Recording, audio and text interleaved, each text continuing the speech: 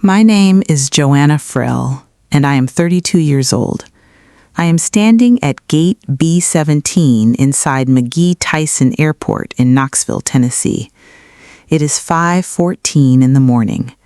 My grandmother, Hazel, is beside me, both hands wrapped around the handle of a leather suitcase that belonged to my grandfather.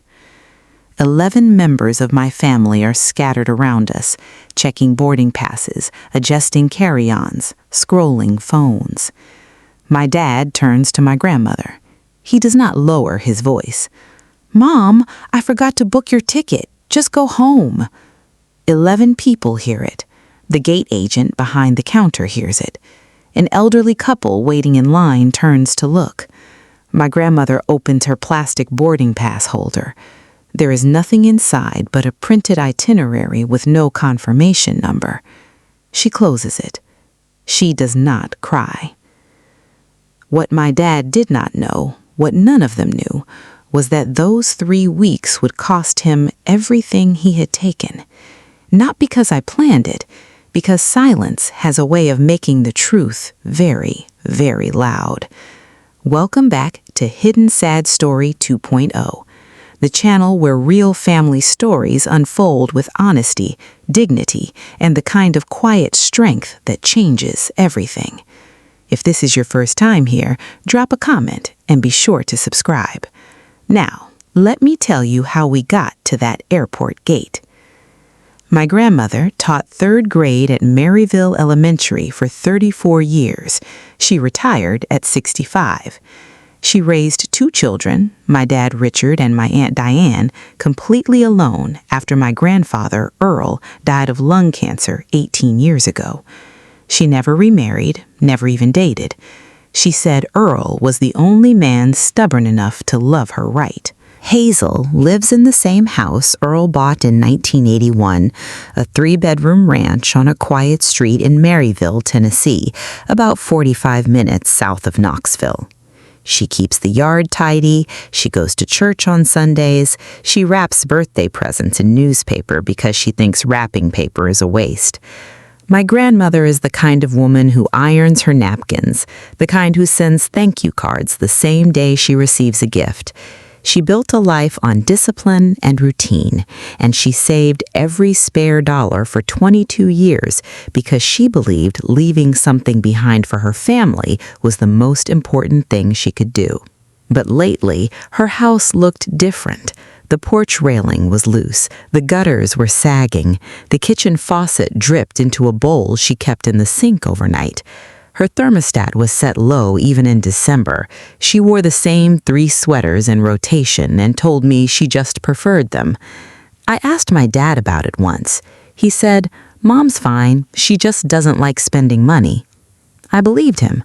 I had no reason not to. My dad managed her finances. He said he checked in on her every other week. He said everything was handled. What I did not understand yet was how carefully he had arranged the word handled. The Europe trip started as an announcement at Thanksgiving dinner, November. 12 of us around my grandmother's dining table, turkey, cornbread dressing, green bean casserole. My dad stood up with his glass raised. "I've been working on something for the family," he said. 3 weeks in Europe, Rome, Florence, Paris, London, all of us together. The table erupted. Diane's kids pulled out their phones to look up the Colosseum. Brenda, my dad's wife, started talking about shopping in Paris. Greg, Diane's husband, asked about the flight. My grandmother sat at the end of the table. Her eyes were bright. She sat down her fork and pressed both hands flat on the tablecloth. "I have never left this country," she said. "Your grandpa always said we would see Paris someday." Dad explained the cost structure. Each household would contribute their share. Flights, hotels, ground transport, roughly $65,000 total for 12 people. He looked at Hazel. "Mom, your share would be about $30,000 from your retirement fund if you want to come." She did not hesitate. "I am 74 years old. If not now, when?" She wrote the check that weekend, $30,000 from the account she had built over 2 decades. That same week, she pulled Earl's old leather suitcase from the hallway closet. It was brown, cracked along one seam, patched with duct tape from a trip to Gatlinburg in 1994. She began packing weeks early. She laid her passport on top of her folded clothes like it was something sacred. My dad smiled when she handed over the check. Something about that smile stayed with me longer than it should have. 5 o'clock in the morning, McGee Tyson Airport. December cold, still clinging to the parking garage concrete. 12 of us walked into the terminal, dragging luggage, holding coffee, half awake and buzzing. Hazel moved slowly. She leaned on her cane with one hand and pulled Earl's suitcase with the other. She wore her good coat, the navy one she saved for church and funerals. We reached the check-in counter. Names were called off one by one, boarding passes printed. Richard, Brenda, Diane, Greg, the kids, me. Hazel Farrell. The agent typed again, looked up. I don't have a reservation under that name. Hazel opened her plastic boarding pass holder. Inside was a printed itinerary, dates, cities, hotel names, but no booking reference, no confirmation number, no ticket. She looked at my dad. He barely glanced at her. Mom, I must have forgotten to book yours. I'm so sorry. He shrugged. Shrugged? Just go home. We'll FaceTime you from Rome. I forgot your ticket. Just go home. He said it the way you cancel a lunch reservation, the way you tell someone the store is closed. Diane looked away. Brenda adjusted her scarf. Greg studied the departure board. Nobody said a word. Nobody said, wait, we can fix this. Nobody said she paid $30,000. The gate agent stared. An elderly couple behind us exchanged a look I will never forget. The woman shook her head just slightly, like she recognized something she had seen before. Hazel closed the empty boarding pass holder. She put it back in her purse. Her hands trembled, but her face did not change. I looked at my dad's luggage tag. Business class. They walked toward security, all 11 of them. Nobody turned around. My grandmother stood by the departures board with Earl's suitcase at her side. The overhead lights buzzed. A child somewhere was crying. The flight to Rome was on time, Gate B17, boarding in 40 minutes. I looked at my boarding pass in my right hand. I looked at her, and I tore it in half. My dad turned. Joe, what are you doing? I'm going home with Grandma. Diane stopped walking.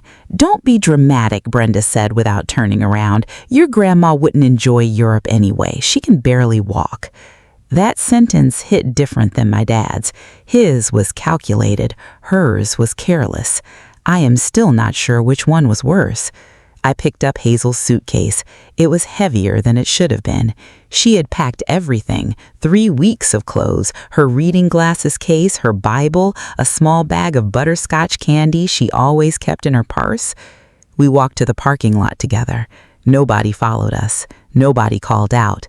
The automatic doors closed behind us, and the December air felt different than it had 20 minutes earlier, colder, sharper, like waking up. Hazel reached for my hand. Her fingers were thin and cold. You didn't have to do that, she said. Yes, I did. We drove home in silence. I carried her suitcase inside. She sat in Earl's chair and stared at the wall. I made tea. She did not drink it. That night, I slept in her guest room. The mattress was thin. The furnace rattled every 20 minutes, and I lay there in the dark, counting what my dad had done and counting what I was about to do. Morning came gray and cold. I woke up at 6:30 to the sound of a skillet on the stove. Hazel was in the kitchen. She had combed her hair and put on her house slippers. She was making eggs. The cast iron skillet, black, heavy, seasoned with 50 years of use, sat on the front burner. Your grandpa bought this at a flea market in 1973. 50 years, and it still cooks better than anything. I sat at the table and looked around. The kitchen had not changed since I was a child, but the details had. The fridge was nearly empty. Eggs, a half-gallon of milk, butter, and a jar of pickles. The medicine bottles lined up on the counter were all generic. I recognized two of them. One was for blood pressure, the other for joint inflammation, both cheaper alternatives to the name brand she used to take. The thermostat on the wall read 62 degrees in December. "Grandma, when's the last time Dad came by?" She cracked an egg into the skillet. "Oh, he checks on me, picks up the mail." "He picks up your mail?" "He said it's easier, something about identity theft." I ate breakfast, I washed the dishes, I dried the skillet and hung it back on the hook. Then I walked to the front door and looked at the mail slot. The basket beneath it was stuffed with catalogs and junk, Bed Bath & Beyond, a lawn care flyer from 2023, but no bank statements, no financial documents, no account summaries, nothing from Social Security, nothing from the bank, not one. 7 years of working in geriatric care had taught me to notice things that were missing before I noticed things that were wrong. Loretta Sims lived next door. She was 68, widowed, retired from the county clerk's office, and the kind of neighbor who noticed everything and said nothing unless you asked. I asked. She came by that afternoon with a casserole wrapped in foil. Hazel had gone to lie down. She was tired in a way that went deeper than sleep. Loretta and I sat on the porch. The air was damp. Down the street, someone had already put up Christmas lights. "I've been worried about Hazel," Loretta said. She kept her voice low. "She used to go to Cracker Barrel every Friday with the church ladies. Stopped about 2 years ago. Said she couldn't afford it." "Couldn't afford Cracker Barrel?" Loretta shook her head. "And your daddy comes by every other Tuesday, takes the mail from the box before Hazel even gets up. I see him from my kitchen window." I felt something tighten in my chest. "He never goes inside, in and out in 5 minutes, grabs the mail, gets back in his truck, doesn't ring the bell, doesn't go inside. I don't want to cause trouble, but something's not right. I've known Hazel for 19 years. She used to bring pie to every block party. Last 2 years, she brings nothing, says she's cutting back." I thanked Loretta. I washed the casserole dish. I stood at the kitchen sink and stared out the window at the mailbox until the sun went down. That night, I called Hazel's bank. I identified myself as her granddaughter and asked for account information. "I'm sorry, ma'am, you are not an authorized party on this account. The authorized signer is Richard Frell." The tightening in my chest turned into something else entirely. The filing cabinet was in the spare bedroom. It was beige, dented, and labeled with masking tape. Bills, taxes, medical, personal. I opened the personal drawer. Behind a folder of old Christmas cards and a stack of Earl's obituary copies, I found it. A 6-page document, notarized, dated 5 years ago. Durable power of attorney granting Richard Allen Frell full financial authority over the accounts, assets, and legal affairs of Hazel May Frell. "He said it was just in case something happened to me," Hazel said from the doorway. She was leaning on the frame, arms crossed, "so he could pay my bills if I couldn't." I read every paragraph. The language was broad: access to all bank accounts, authority to redirect mail, authority to change beneficiaries on insurance policies, authority to make withdrawals for the benefit of the principal. "Grandma, do you know your account balances?" She shook her head. "Richard handles that. He says I have plenty." I photographed every page, front and back. I put the document back exactly where I found it and closed the drawer. She watched me. "You think something is wrong?" "I think we need to find out." She sat on the edge of the guest bed. Her hands were folded in her lap. She looked at the floor, then at me. "He's my son, Joanna." "I know." If you are watching this and you have an aging parent, ask them right now who has power of attorney. Do they know their own account balances? Can they log in to their own bank? Do not wait. Do not assume. Ask, because by the time you notice something is wrong, the damage has already been done. That night I could not sleep, but I was not confused anymore. Day 4. I called my supervisor at the hospital and requested a week of paid leave. She did not ask why. She said, "Take whatever you need." I started with Social Security. The regional office put me on hold for 41 minutes before a clerk confirmed Hazel's direct deposit was active, but the receiving account had been rerouted twice in the last 3 years. First from her original savings account to a joint account, then from the joint account to one she had never heard of. "I can't tell you the account details unless you have authorization," the clerk said. I did not have authorization. Richard did. So I asked Hazel, "Can we go to the bank together just to check?" She hesitated. She put her hands on the kitchen table, palms flat, and looked at the window. "Richard said I don't need to go in anymore. He handles it online." "Grandma, it's your money. You have every right to walk into that bank and ask to see your own accounts." She sat with it for a while. I did not push. I made lunch. Tomato soup from a can, grilled cheese in the cast iron skillet. We ate without talking. The fridge hummed. The clock on the wall ticked. After lunch, she stood and went to her bedroom. She came back wearing her navy coat. She said, "Let's go." I drove. She sat in the passenger seat with her purse in her lap, both hands on the clasp. Maryville Community Bank was 7 minutes away on a corner near the old hardware store. She had banked there for over 30 years. What we found inside that building made my hand shake, and I am not someone whose hands shake. The branch manager's name was Tina. She was polite, professional, and visibly uncomfortable when she pulled Hazel's accounts up. "Mrs. Frell, your primary retirement savings account had a balance of $212,000 as of 5 years ago." She turned the screen. "Current balance is $41,600. Hazel leaned forward.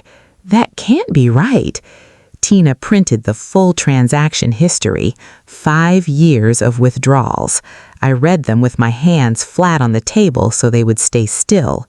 $3,000 here, $5,000 there, $12,000 for home repairs in March of 2022, the same year Hazel's gutter started sagging.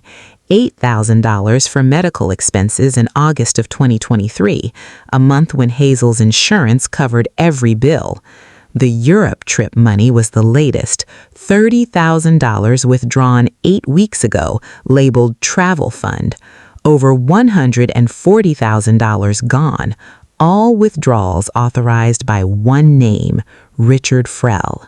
Hazel sat in the vinyl chair. She picked up the printout, read it once, folded it in half, then in quarters. She opened her purse and placed it next to the empty boarding pass holder. She did not cry. She did not raise her voice. She sat perfectly still, the way people do when the world shifts and they need a second to catch up. The branch manager asked if we wanted to file a report with the bank. "Not yet," I said. "We need to see everything first." We drove home. Hazel stared out the passenger window the entire way. She did not speak. She did not turn the radio on. When I pulled into the driveway, she put her hand on my arm. "How long?" she said. 5 years, I said, at least. She unbuckled her seatbelt, got out, walked to the front door, and for the first time since the airport, I saw her hands stop trembling. She went to the kitchen, opened the fridge, closed it, opened it again. She was not looking for food. She was looking at what was missing. "I saved that money for 22 years, she said. Her back was to me. "Started the year after Earl died. Every paycheck, every tax refund, every summer I skipped vacation." She turned around. "I used to calculate it every New Year's Eve, sat at this table with a pencil and a calculator, wrote the total on a piece of paper and put it in the drawer. $212,000. I was proud of that number. Grandma, let me say this." She pulled out a chair and sat. "I trusted him because he is my son. I didn't check because I believed a mother shouldn't have to check on her own child." She paused. "That is the part that hurts." She got up and went to her room. The door closed softly. She did not come out for dinner. I heated Loretta's casserole and ate alone at the kitchen table with the bank printout beside my plate. Column after column, year after year, transaction after transaction, each one stamped with Richard's authorization code, each one pulling from a total that had taken 2 decades to build and 5 years to drain. I washed the dish, I put it on the rack, I sat in the quiet house and listened to the furnace rattle. At 11 o'clock that night, Hazel came out of her room. She was wearing her robe and her reading glasses. She sat in the chair across from me. The bank printout was still on the table between us. She folded her hands, looked at me, and she said it simply, without drama, without tears. "Help me fix this, baby." Not revenge, not anger, not make him pay. Fix, restore, reclaim. 5 words that told me exactly who Hazel Frell was underneath the hurt. "We need a lawyer, Grandma, someone who specializes in this." She nodded slowly. "I don't want Richard in prison. This isn't about prison. It's about getting your money back and making sure he can never take any more." She looked at the bank printout. "Your grandpa would have burned the house down. We are not burning anything. We are going to be smarter than that." She smiled. It was small and tired, but it was real. Earl always said he married up because he married someone smarter. We sat at that table until midnight. I started a list on a yellow legal pad: bank records, 5 years of statements, POA document photographed, original still in the filing cabinet, Loretta's testimony. I would ask her to write a statement. Email access. Hazel's desktop was still logged in to the family email hub Richard had set up years ago. Before bed, I texted my colleague, Dr. Patel, at the hospital. She worked in geriatric medicine and had contacts in every corner of the elder care system. "I need a referral. Elder law, attorney, East Tennessee, urgent." She texted back in 3 minutes. "Marcus Webb, best in the region. He does not lose." I saved the name, set my alarm for 7 a.m., and for the first time in 4 days, I fell asleep before midnight, not because I felt better, but because I had a plan. And a plan is the first thing that separates grief from action. Day 6. My phone buzzed with a photo notification from the family group chat. Richard's face in front of the Coliseum, arm around Brenda, both of them in sunglasses. Caption: Day 3 in Rome, living the dream. I scrolled. Diane in a designer scarf at the Spanish Steps. Greg and the kids eating gelato on a cobblestone street. Brenda at a wine tasting, holding a glass up to the camera with the Tuscan L's behind her. Richard texted Hazel separately, a Trevi Fountain selfie. "Miss you, Mom. Wish you were here." Hazel was sitting in Earl's chair when the text came in. She read it, then she turned her phone face down on the armrest and went back to her crossword puzzle. She did not reply. I picked up her phone after she went to bed. I opened the group chat and scrolled to the flight confirmation thread from weeks earlier. Richard had shared a screenshot of the booking, 12 names, 12 tickets. I zoomed in. Hazel's name was not on it. It had never been on it. Then I checked the booking details he had forwarded to himself. 3 passengers upgraded to business class: Richard Frell, Brenda Frell, Diane Mitchell. Cost per upgrade, $4,200. Payment method, account ending in 7841. Account 7841, Hazel's savings account. They were touring Europe on my grandmother's retirement savings, slipping Prosecco she had been too frugal to buy for herself, sleeping in hotels upgraded with money she thought was sitting safely in her bank. I set the phone down. I opened my laptop, and that was when I found the email that changed everything. Hazel's desktop computer was in a spare bedroom, an old Dell, slow and humming. Richard had set up the family email years ago, a shared hub where he managed household correspondence, forwarded bank notifications, and handled travel bookings. Hazel never used it. She did not know the password. She did not need one. The browser was still logged in. I opened the sent folder, sorted by date. 3 months before the trip, I found it. From Richard Frell to Diane Mitchell. Subject, trip logistics.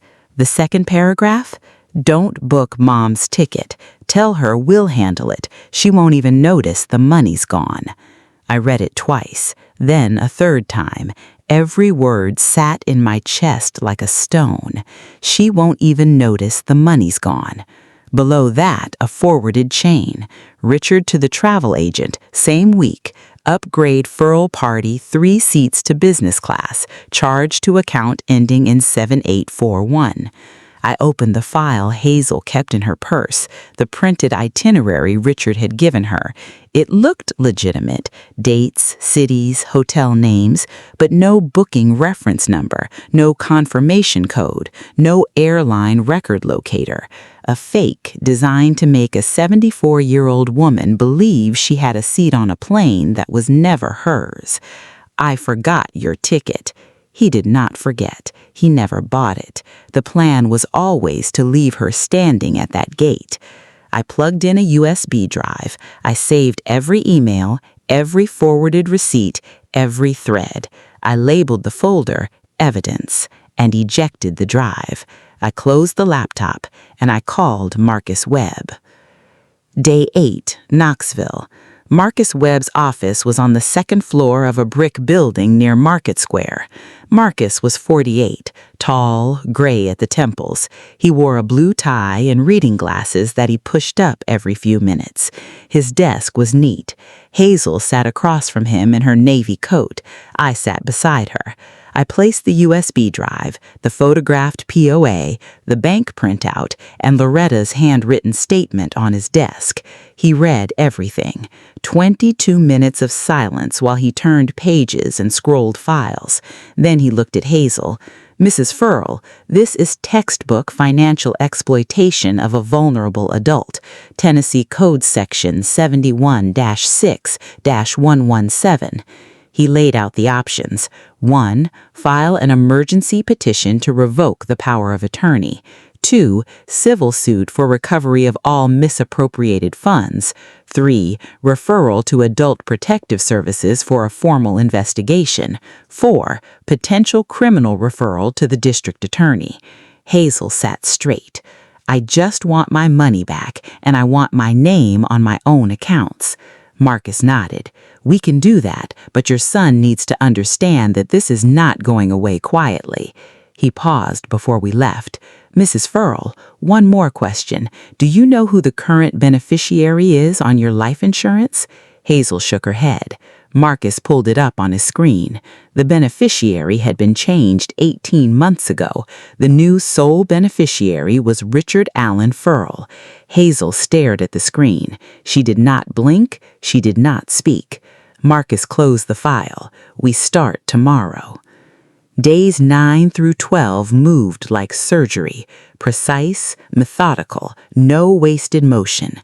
Marcus filed the emergency petition to revoke power of attorney on day 9. The motion for temporary restraining order on Hazel's accounts followed the same afternoon. Hazel signed every affidavit at the kitchen table. The cast iron skillet stayed on the stove most nights. Grilled chicken, scrambled eggs, fried potatoes with onions. The kitchen smelled like it used to when I was a child. You cook like Earl, Hazel said one night, heavy on the butter, light on the patience. On day 11, Richard's credit card linked to Hazel's account was declined in Venice. He texted me, "Mom, something's wrong with the bank. Can you call them?" I held the phone against my ear and looked out Hazel's kitchen window. "I don't know, Dad. Have you tried calling the bank?" "Of course I tried. They said my authorization has been suspended. That makes no sense." "That does sound strange." He waited for me to say more. I let the silence sit. "Joanna, I manage her finances. I need access. Maybe there's a system error. Banks make mistakes." He hung up. 20 minutes later, he called Hazel. She looked at the phone ringing on the counter. She did not pick up. He called 3 more times. She let each call go to voicemail. Diane called me that afternoon. Her voice was tight. "Is something wrong with Mom? She's not picking up." "Grandma's fine. She's resting."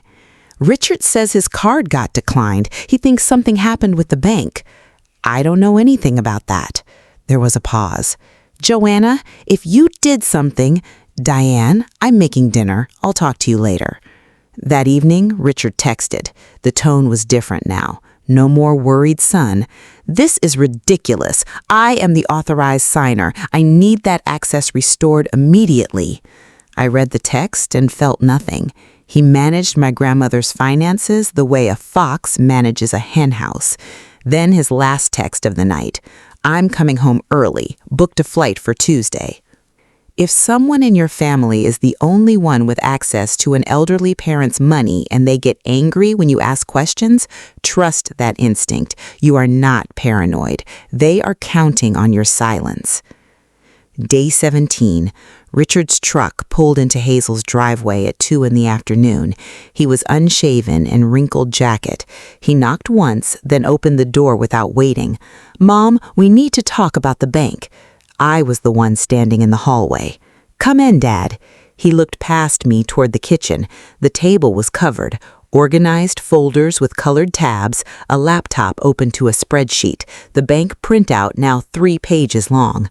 What is this? Sit down. He did not sit. He stepped closer. What did you do, Joanna? Grandma asked me to help.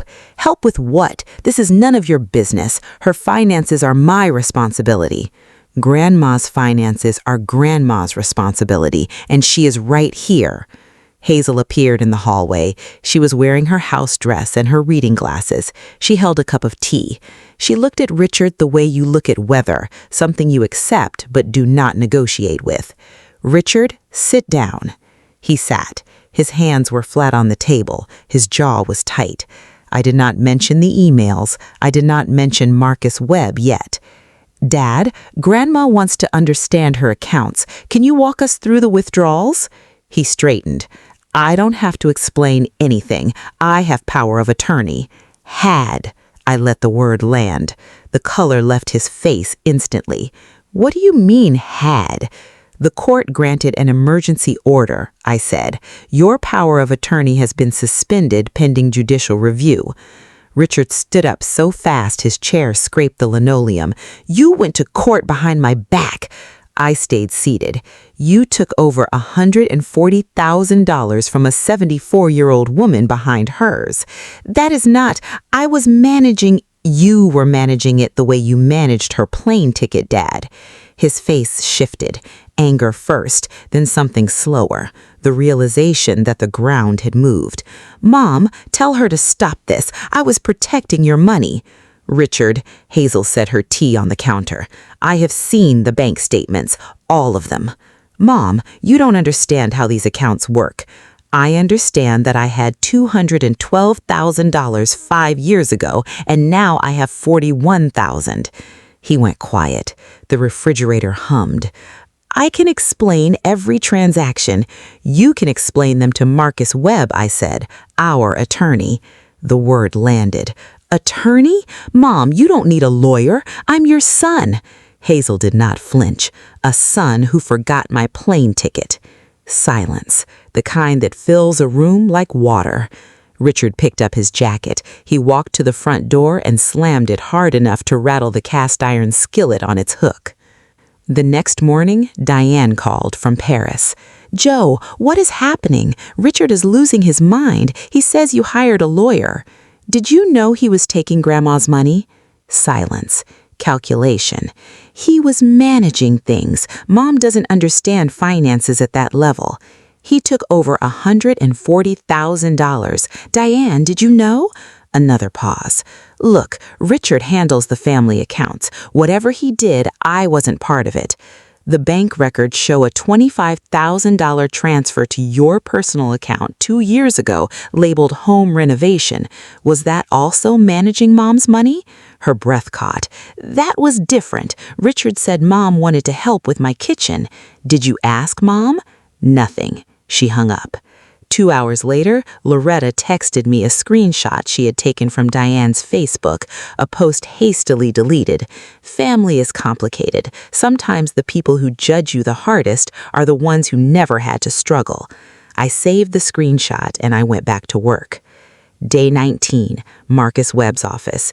He laid out the strategy like a blueprint.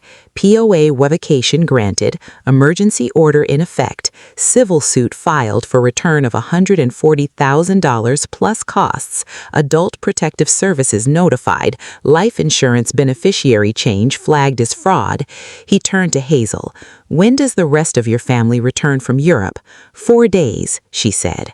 "I would like to be present when you speak with them, all of them together." "You want to do this in your house, Mrs. Frell?" "Your house, Mrs. Frell. Your table, your rules." She nodded. "Then we do it in the dining room." Tuesday morning, 7 sharp, Marcus Webb's gray Volvo pulled into the driveway. He set the evidence binder on Hazel's dining room table. I arranged the chairs, 6 around the table.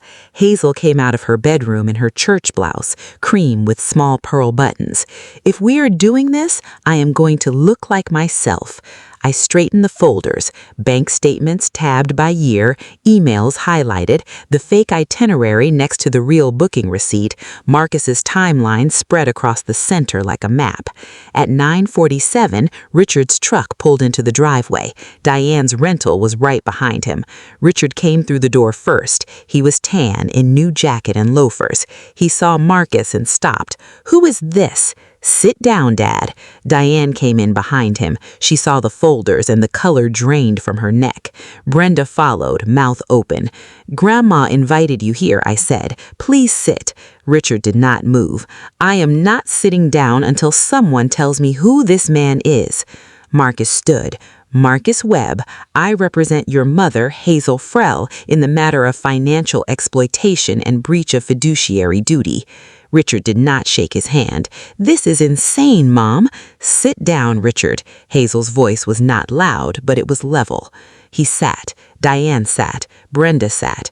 Marcus opened the binder to the first tab. On March 12, 2021, Mrs. Frell granted power of attorney to Richard Allen Frell. He turned the pages. 2021, $18,000 categorized as home maintenance. Mrs. Frell, were any home repairs conducted that year? "No," Hazel said. 2022, $31,000 categorized as medical expenses. "My insurance covered everything." 2023, $27,000 categorized as investment management. "Mr. Frell, can you provide any documentation of any investment account opened in your mother's name?" Richard said nothing. 2024, $34,000. This includes a $25,000 transfer to Diane Mitchell's personal account. Diane looked at the table. 2025, $30,000 categorized as travel fund. Marcus paused. "This is the amount Mrs. Frell contributed toward the family trip to Europe, the trip from which she was excluded at the airport." He placed the fake itinerary on the table beside the real booking receipt. "This is what Mrs. Frell received. No booking reference, no confirmation number. This is what was actually booked. 3 business class seats at $4,200 each, charged to Mrs. Frell's savings account. Total misappropriation over 5 years, approximately $140,000. Richard's face had gone from red to white. Marcus turned to the next tab. "I would like to enter into record 2 email communications." Richard shifted. "Those are private." "They are evidence, Mr. Frell." Marcus read aloud. "Don't book Mom's ticket. Tell her we'll handle it. She won't even notice the money's gone." The room went still. I spoke for the first time. "You told her you forgot, but you never bought the ticket. You planned to leave her at that gate from the beginning." Richard's jaw tightened. She was not going to enjoy it." Brenda grabbed his arm. "Richard, stop talking." Diane looked up. "I did not write that email." Marcus turned a page. "You are listed as a recipient, Miss Mitchell, and you responded, 'Got it. I will tell her we are handling everything.'" Diane closed her eyes. Richard was leaning forward now, head down. The tan looked wrong on him. Golden skin stretched over a man who was falling apart. "Mom, I was trying to help you. That money was going to waste sitting in that account." Marcus did not let it land. going to waste in a retirement account while your mother set her thermostat to 62 degrees in December to save on utilities? Richard stood. This is entrapment. You went through my email. That is illegal. The email was accessed on a computer owned by your mother, Marcus said. Richard turned to me, voice cracking. You did this. You turned Mom against me. Grandma is right here, Dad. She has been here the entire time. You just stopped seeing her. I was managing everything, Richard paced. The house, the bills, the insurance. You changed her life insurance beneficiary to yourself 18 months ago without her knowledge or consent, Marcus said. That stopped him. Brenda spoke for the first time. Can we settle this without court? What if we give the money back? Restitution will be discussed with the court, Marcus said. Adult Protective Services has opened an investigation. Richard's voice dropped. You called APS on your own father? I called APS on someone who exploited a vulnerable adult, I said. There is no version of this where family is an exception. Marcus turned to Hazel. He nodded once, gently, and set his pen down. Hazel unfolded her hands. She looked at her son. I saved that money for 22 years, every paycheck, every summer I did not take a vacation, every Christmas I bought myself one present so I could put the rest away. Her voice was the steadiest in the room. I signed that paper because you said you wanted to help, and I believed you because you are my son, because a mother should not have to check behind her own child. I do not want you in jail. I do not want to never see you again. But I want my name on my own accounts. I want my mail coming to my own mailbox. And I want you to understand something. She leaned forward. What you did to me at that airport, in front of our entire family, that is the moment I stopped trusting you. I forgot your ticket. Just go home. You did not forget anything. You just thought I would not matter enough for anyone to stay. She looked at me, but someone stayed. Richard did not move. Diane spoke softly. Mom, I am sorry. Hazel turned to her. I will believe that when you return the $25,000, Diane. Diane closed her mouth. Marcus straightened his papers. The court hearing is scheduled in 9 days. You will each be served. Richard stood. He buttoned his jacket, the mask sliding back on. Mom, this is not over. Hazel looked at him. No, it is not. That is the point. He walked out. Brenda followed. Diane paused at the door, turned halfway, then left. The door closed. Marcus packed his briefcase. Mrs. Frell, you were remarkable in there. I was honest. That is not the same thing. He shook my hand and left. Hazel and I sat in the dining room. I thought I would feel better, Hazel said. Do you? She considered this. I feel lighter. That is different from better, but I'll take it. She stood, walked to the kitchen, and took the cast iron skillet down from its hook. Are you hungry? I think I need to make something. 2 months later, the court ruled. Power of attorney was permanently revoked. Richard Allen Farrell was ordered to repay $140,000 through a structured payment plan. The court imposed a lien on his personal assets. Diane was ordered to return $25,000. Richard was flagged for elder financial exploitation. Hazel declined to pursue criminal charges, but the record would follow him. The life insurance beneficiary was restored to a scholarship fund at the school where she taught, and to me. Richard sold his boat and a timeshare to begin the first installment. He and Brenda moved to a smaller house. They have not spoken to me since. Diane mailed a cashier's check for $25,000 with no note. Hazel's house looks different now. New gutters, new porch railing. The kitchen faucet no longer drips. The thermostat is set to 72. The fridge is full. She goes to Cracker Barrel every Friday again. Loretta says Hazel looks 10 years younger. Turns out, betrayal ages you, and truth takes it back. I drive to Maryville every Saturday. Earl's leather suitcase sits in the hallway closet. Inside are 2 plane tickets to Paris. Hazel and me. October. She told me I want to see the Eiffel Tower at night. Earl always said it looks like it's breathing. Saturday afternoon, Hazel's kitchen. The cast iron skillet is on the stove. Corn batter bottle. She measures the cornmeal the same way she has for 50 years. 2 cups leveled with a butter knife. Your grandpa bought this at a flea market in 1973. She says it every time, and every time I listen like it's the first. People tell me I was brave. I don't think staying was brave. I think leaving would have been easy. Staying was just what was right. That's my story. 1 torn boarding pass, 1 cast iron skillet, and 3 weeks that changed everything. If someone you love needs you to stay, stay. Share this video, hit subscribe. I'll see you in the next one.